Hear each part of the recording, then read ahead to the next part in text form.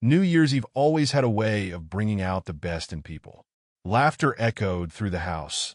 Champagne flowed freely, and everyone seemed to be carrying the kind of energy that promised better things to come. I had spent weeks preparing for the party, wanting it to be perfect. Not for me, I never cared much for big gatherings, but for Stephanie, my wife of 8 years.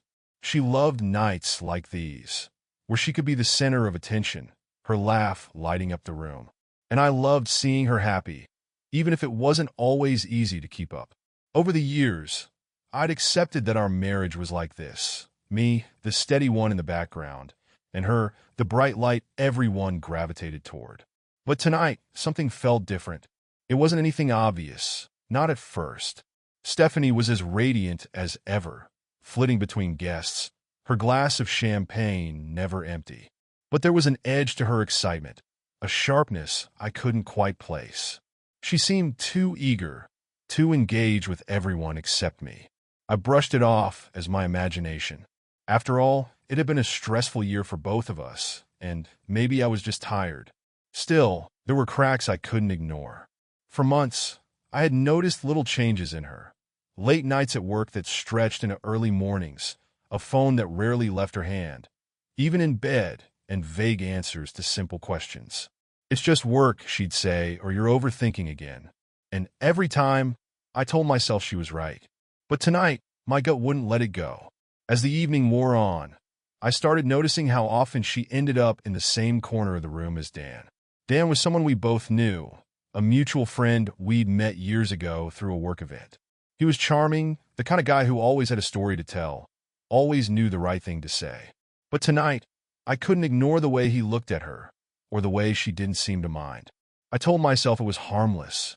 Stephanie was friendly, and Dan was just being his usual, overly confident self. But then I saw her laugh, touching his arm lightly as she leaned in to whisper something. My stomach churned. I tried to stay calm, to distract myself by chatting with other guests, but my eyes kept drifting back to them. Every time I looked, it felt like they were just a little too close, their conversation just a little too private. By the time the countdown to midnight began, I was barely holding it together. I stood next to Stephanie as everyone gathered in the living room, glasses raised for the toast. She smiled at me, her expression bright and carefree, as if nothing was wrong. And maybe nothing was, but in that moment, I felt like I was standing on the edge of a cliff, waiting for something to push me over. The clock struck 12, and the room erupted into cheers. People hugged, kissed, and raised their glasses, wishing each other a happy new year. Stephanie turned to me, her smile still perfect, and kissed me lightly on the lips. But even as she did, her eyes darted toward the far side of the room, toward Dan. I followed her gaze, my chest tightening. Was I imagining this? Was I letting my own insecurities create a problem where there wasn't one? I wanted to believe that, but the nagging feeling in my gut told me otherwise. As the party carried on, I watched Stephanie more closely. She moved through the crowd effortlessly, her laughter ringing out above the music.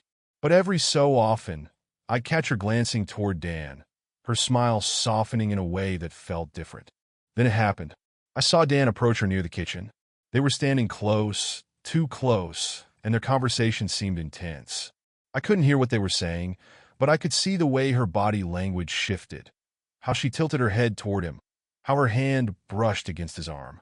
And then, in a moment that felt like it lasted forever, he slipped something into her hand.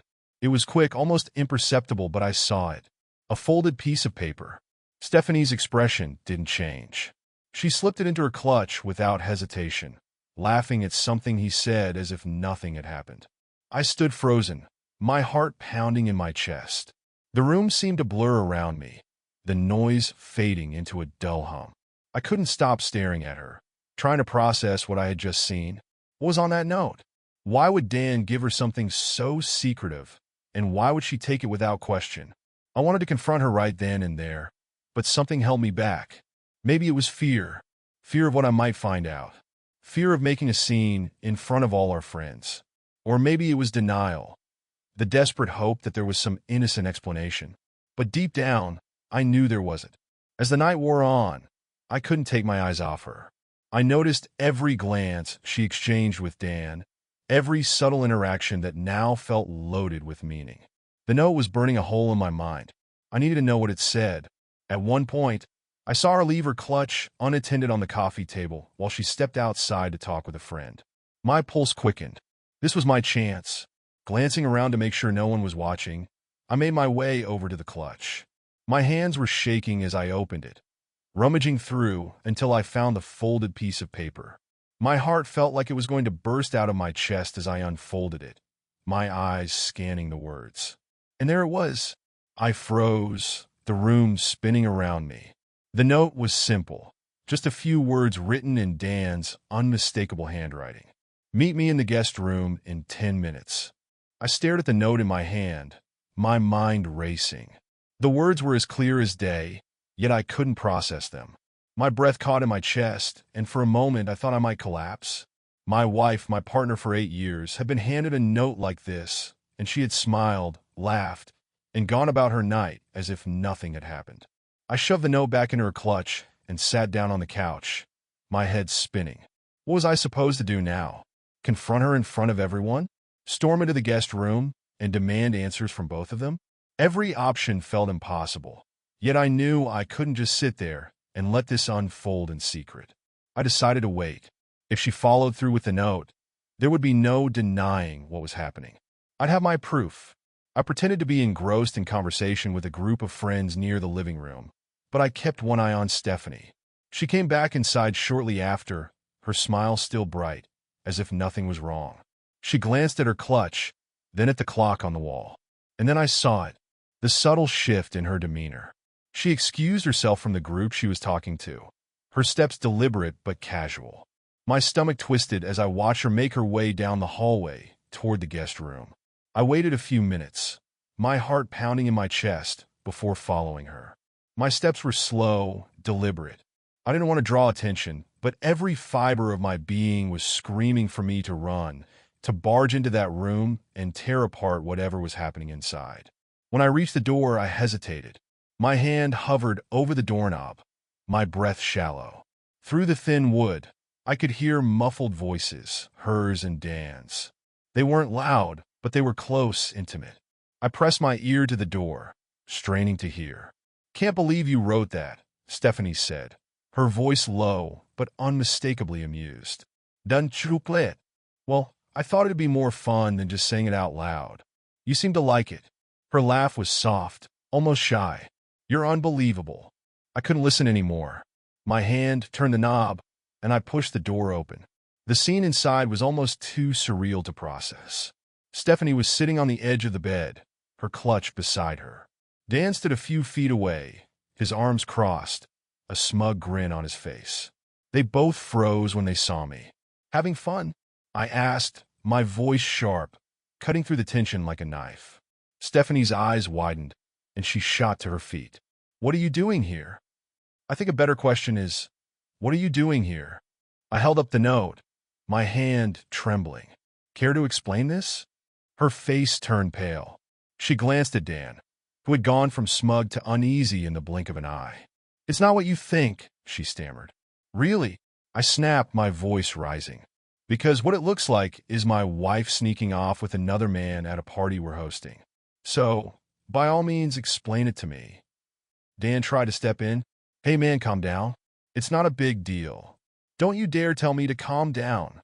I turned on him, my anger boiling over. "You've been circling her all night like some predator, and now this?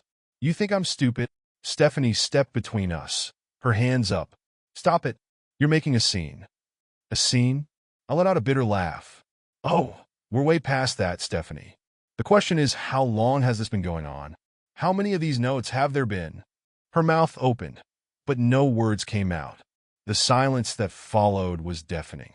Dan muttered something about leaving and tried to slip past me, but I wasn't done with him. I grabbed his arm, shoving him back into the room. "You're not going anywhere." Dan stumbled backward as I shoved him, his usual confidence now replaced with a look of unease. Stephanie, meanwhile, had gone from pale to furious. "Stop it," she hissed, stepping between us again. "This isn't what you think." I couldn't help but laugh, a short, bitter sound that even surprised me. Not what I think. Stephanie, I caught you sneaking off of the guest room with him. I spat, pointing at Dan. I have the note. What exactly am I supposed to think? Her hands were shaking now, her voice trembling as she tried to speak. It's not what you're making it out to be. We were just talking. Talking. I snapped, taking a step closer. Then why the secrecy? Why the note? You couldn't talk in the middle of the party like everyone else? Dan finally found his voice. Look, man, this isn't on her. If you want to be mad at me. I turned to him, my blood boiling. Oh, don't worry.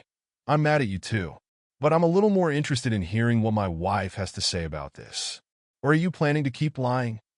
Stephanie's lips parted, but she didn't speak. The silence stretched, and in that moment, I saw something I hadn't wanted to see: guilt. How long? I asked, my voice lower, now colder. How long has this been going on? She shook her head, tears brimming in her eyes. It's not what you think it is. We never. Don't. I interrupted sharply. Don't insult me by denying it now. Just tell me the truth. How long? She broke then, her shoulders sagging as the tears spilled over. A few months, she whispered, her voice barely audible. The words hit me like a punch to the gut. I stumbled back a step, the air leaving my lungs. Months, she nodded, unable to meet my eyes. It wasn't supposed to happen. I didn't mean for it to happen. It just did. Dan, who had been silent during this confession, tried to step forward. Look, man, we didn't mean for you to find out like this. I whipped around to face him, the rage flaring up again. Find out like this? Are you actually standing there trying to justify this? In my house? At my party? With my wife? Stephanie reached for me then, her voice breaking. Please, let's just talk about this. I pulled away from her touch, my chest heaving. Talk about what, Stephanie? How you been sneaking around behind my back for months? How you smiled in my face while you were... I stopped myself, the words catching in my throat. Her tears were flowing freely now, her hands clasped in front of her, as if begging for understanding. I'm sorry. I am. I know I've hurt you, but it's not what you think. I wasn't trying to replace you or... Stop, I said, my voice cracking. Just stop. I turned back to Dan, who was inching toward the door. Where do you think you're going? I growled. He froze. Look, I don't want to make this worse. Maybe I should just leave. Leave, I said, taking a step toward him. Oh no, you don't get to just walk out of here after what you've done. Dan raised his hands defensively. What do you want me to say? I'm sorry. Okay, it was a mistake. A mistake? I repeated, my voice rising again. You call sleeping with my wife for months a mistake? He had no answer, his mouth opening and closing like a fish out of water. Stephanie stepped forward again, her voice pleading. Please don't do this here. Not in front of everyone. I let out a hollow laugh. You're worried about making a scene now? After everything you've done? Her silence was answer enough. I took a deep breath, my hands shaking as I clenched them into fists.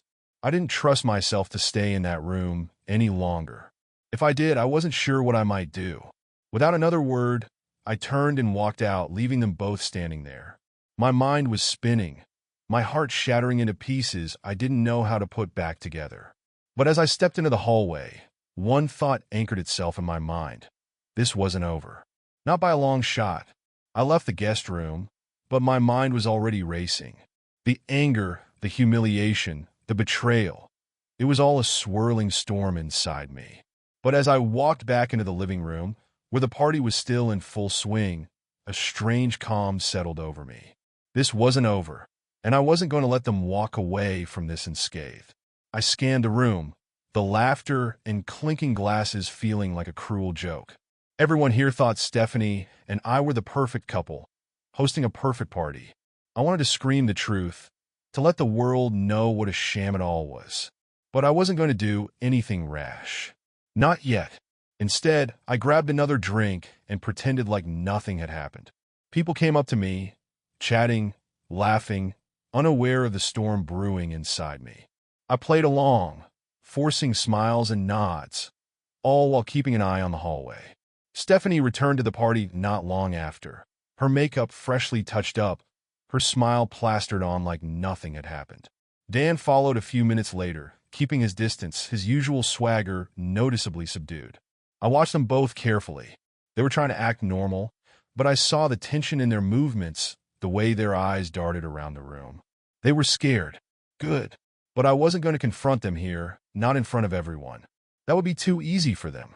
I needed them to feel what I was feeling, the shock, the pain, the utter destruction of trust. As the party wound down, I started putting my plan into motion. Stephanie came up to me, her voice cautious. "Hey, are you okay?" she asked, her eyes searching mine. I forced a smile. "Yeah, just tired. It's been a long night." She hesitated, as if trying to gauge whether I knew. "Do you want me to help clean up, or—" "No," I said quickly. "Go to bed. I'll handle it." She nodded, clearly relieved, and headed upstairs.